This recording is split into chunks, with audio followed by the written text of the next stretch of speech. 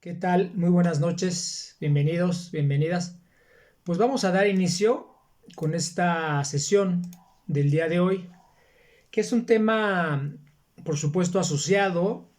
al que ya veíamos la ocasión anterior, el origen de la ética, en donde ya veíamos diferentes tipos de perspectivas, nos dimos a la tarea de hacer varios análisis desde la perspectiva, por supuesto, de Occidente, considerando a los grandísimos filósofos como Sócrates,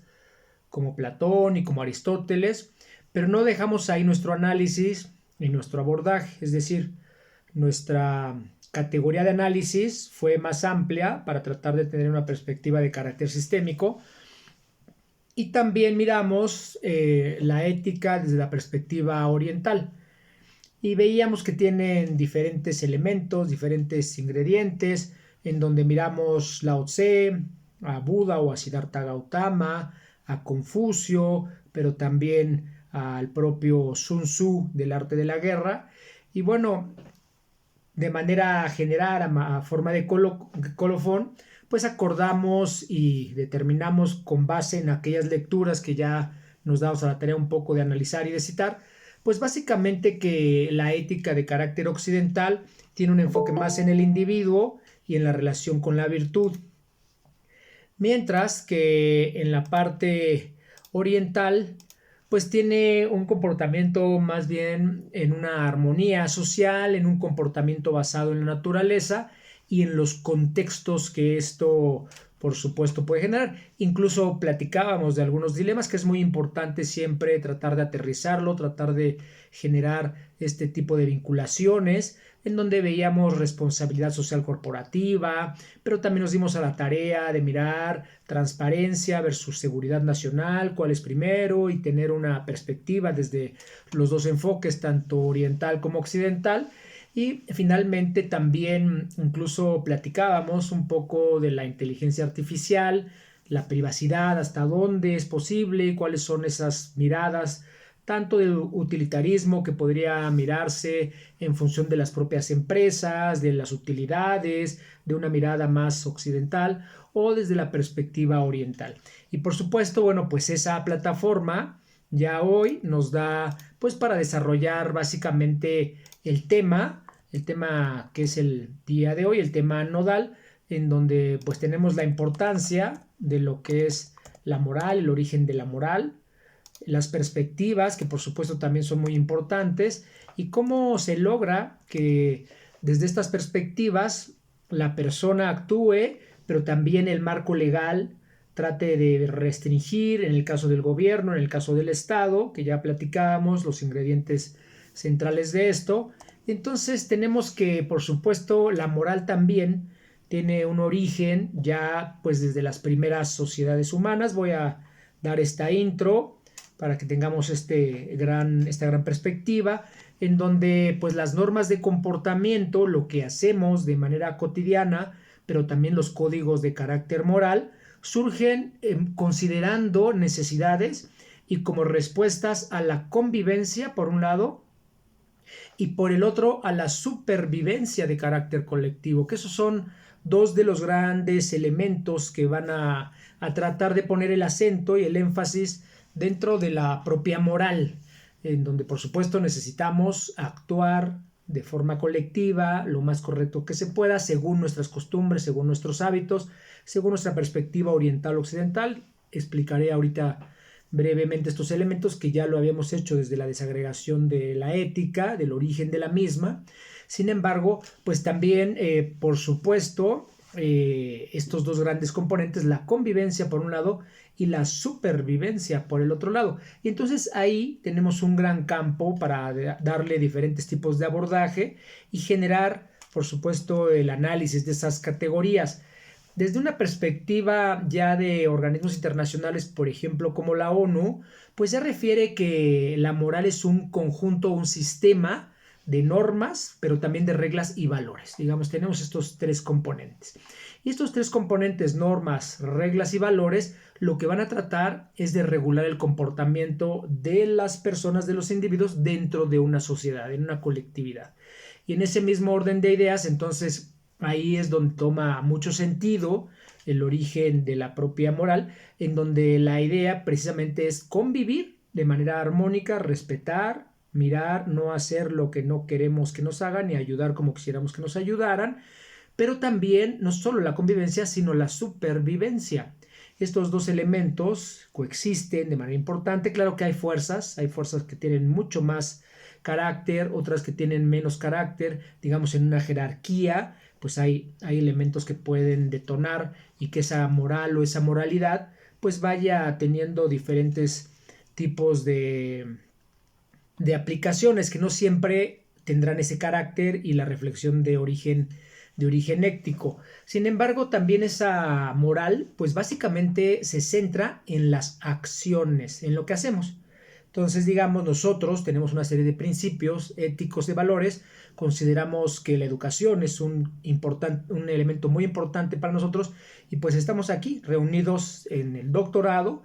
para poder mirar estas diferentes corrientes, estos diferentes filósofos, y como le damos una importancia a la educación, nuestra acción pues entonces está vinculada a estar pues en esta jornada de 3 horas reflexionando sobre este tema que es de especial importancia y que, como ya veíamos, el origen tiene que ver por un lado con la convivencia y por el otro lado con la supervivencia. Y bueno, ahí se podrían desagregar una serie de temas económicos, políticos, militares, de seguridad, de salud, etcétera. Muchos que se van desagregando considerando estos componentes. Ya al inicio de los años 1700, ya Immanuel Kant pues nos daba una perspectiva y refería que la moral está básicamente basada y centrada en el principio del deber ser, de lo que queremos alcanzar, de lo ideal. Sin embargo, la acción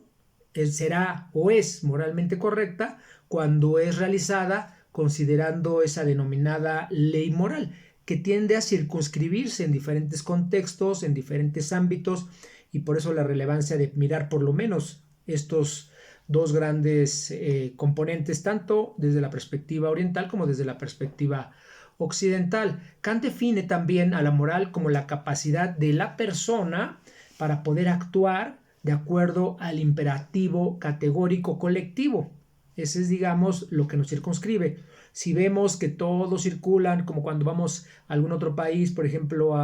cuando estamos en Londres, pues entonces vemos que circulan a la inversa, van del lado izquierdo y no del lado derecho, cuando vamos manejando. Entonces, bueno, si vemos eso, pues ese colectivo nos obliga a nosotros seguir ese tipo de costumbres, ese tipo de acciones, aunque no sea la propia, pero el contexto, la circunstancia en ese momento, pues nos dice, haz eso. Igual de la otra manera, cuando ellos se trasladan a algún país en donde el manejo tiene que ver con el volante del lado izquierdo y que vamos manejando del lado derecho cuando vamos en el flujo, pues entonces también adaptan y adoptan esos mecanismos, no podrían ir en contrasentido. Digamos, es un ejemplo considerando estas particularidades categóricas colectivas que se aplican, aunque tiene por supuesto una desagregación mucho más fina. Ya en su caso Aristóteles nos refería a que para él la moral se relacionaba primero con la virtud, lo virtuoso que podemos ser,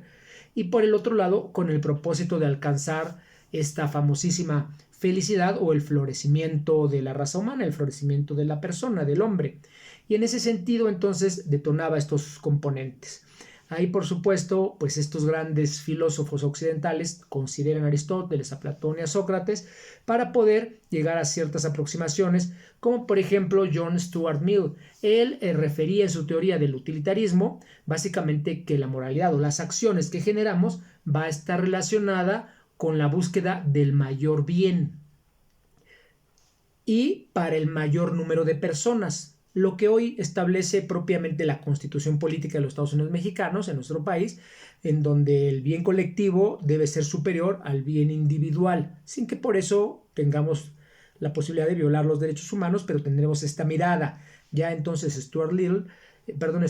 nos decía desde esta perspectiva cuáles son los elementos que se correlacionan y que se buscaría el máximo beneficio de carácter colectivo. Aquí hay una aproximación muy importante, muy interesante, ya que si analizamos empresas, analizamos gobierno, analizamos hospitales, salud, seguridad, bueno, esa desde el deber ser, desde una perspectiva del utilitarismo, estaría enfocada considerando estos elementos. Ahora, para la parte oriental, por ejemplo, para Confucio, la parte esencial de esas acciones y de esa moral está profundamente relacionada y arraigada con las relaciones humanas, con cómo nos desempeñamos, cómo nos relacionamos en el seno familiar, en el seno colectivo, en el seno social, en el seno deportivo, académico,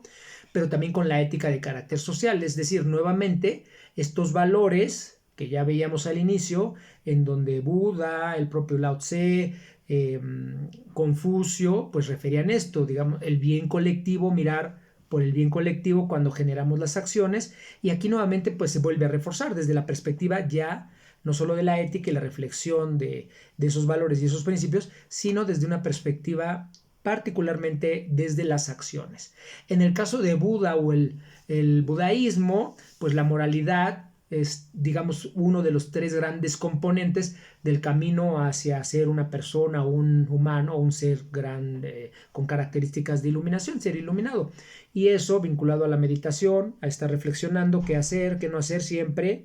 en función de lo colectivo y de del bienestar de los seres vivos, que eso, bueno, pues no solamente ya se circunscribe a una perspectiva humana, sino también de los seres vivos, y entonces tiene una mirada mucho más acabada desde la perspectiva también de las relaciones que se tienen con la naturaleza y el medio ambiente. En el caso de Lao Tse, recordemos que esta gran corriente del taoísmo, pues tiene que ver con la moralidad, y esta moralidad desde la perspectiva de Lao Tse está relacionada con el concepto y la alineación del Tao, que el Tao recordemos que es el camino o es la ley natural, es el todo que nosotros desde que nacemos hasta que moremos, pues es, digamos, en donde estamos circunscribiendo la vida. Y la verdad o la verdadera virtud desde la perspectiva del taoísmo tiene que ver con la forma natural en que se vive la armonía de aquella naturaleza en conjunción con el universo. Recuerden que la sesión anterior platicamos incluso de esta mirada de Lao Tse, que no hay que, digamos, poner resistencia a las fuerzas de la naturaleza, sino más bien acompañar a esas fuerzas de la naturaleza. Ahora, podríamos tener una visión desde el desarrollo de la propia moral en diferentes perspectivas. Sin embargo, recordemos también que es bien importante considerar los dilemas éticos. En el campo de la salud, por ejemplo, el consentimiento informado.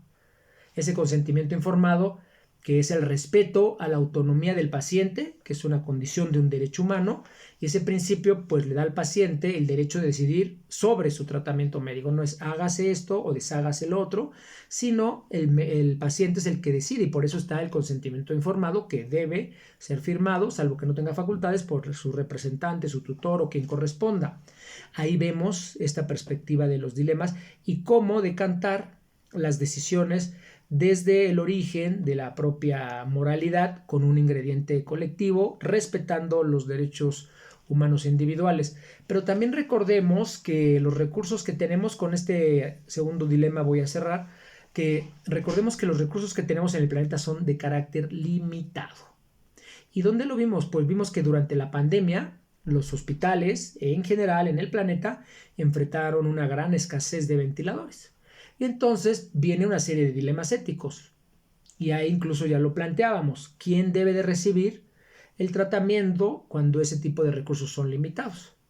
La persona mayor, la persona menor, una mujer embarazada, etc. Entonces, bueno, viene una serie ahí de componentes y de contextos porque esos recursos sabemos que son limitados y tenemos que tomar decisiones. Entonces, digamos, esta particularidad de las dos visiones, tanto colectiva como individual, pues nos da certeza de hacia dónde tenemos que mirar. Y siempre estar haciendo la reflexión. Ya sabemos que tenemos una serie de principios en los códigos de ética, tenemos códigos de conducta, tenemos conductas que deseamos que se repliquen, conductas que queremos que se eviten, y por supuesto entonces eso le da un campo de acción precisamente a todas las actividades que se desempeñan en los diferentes sectores.